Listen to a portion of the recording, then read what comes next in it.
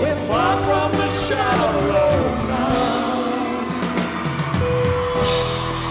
Jason Sudeikis and Hannah Waddingham are performing together again for a worthy cause. The Ted Lasso stars reunited on November 12th at Jason's annual Thundergong charity event in Kansas City, Missouri, and they showed off their pipes by singing Lady Gaga and Bradley Cooper's hit duet Shallow from A Star Is Born. In the shallow. The 48-year-old actor's annual charity event is meant to raise money for amputees who need help in his hometown. Jason started the Oscar-winning song with his longtime friend and fellow Saturday Night Live alum, Will Forte, before Hannah hilariously took over.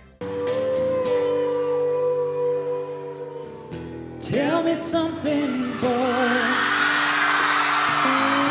Aren't you tired trying to fill that void? Or do you need more?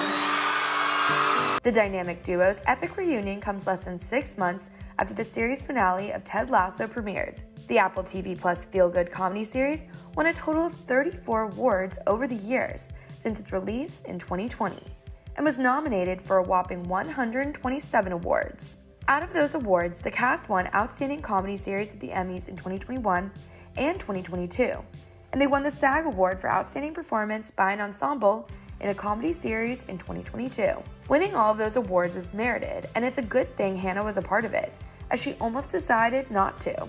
Access Hollywood chatted with the 49-year-old Game of Thrones actress back in September 2021 after she won an Emmy for Outstanding Supporting Actress in Ted Lasso, and she revealed why she almost passed on the now iconic role. I was talking to Jason, I've spoken with Brett about the magic of Ted Lasso. Yeah. When did you realize you guys had something special? Was it pretty immediate or did it take time? Very early on. I mean, I was only sent the pilot and only Rebecca Welton's sides for that. Okay. And I read it and I got annoyed because I just thought, oh, do you know what? There's no point in me going in for this because they'll go for some famouser.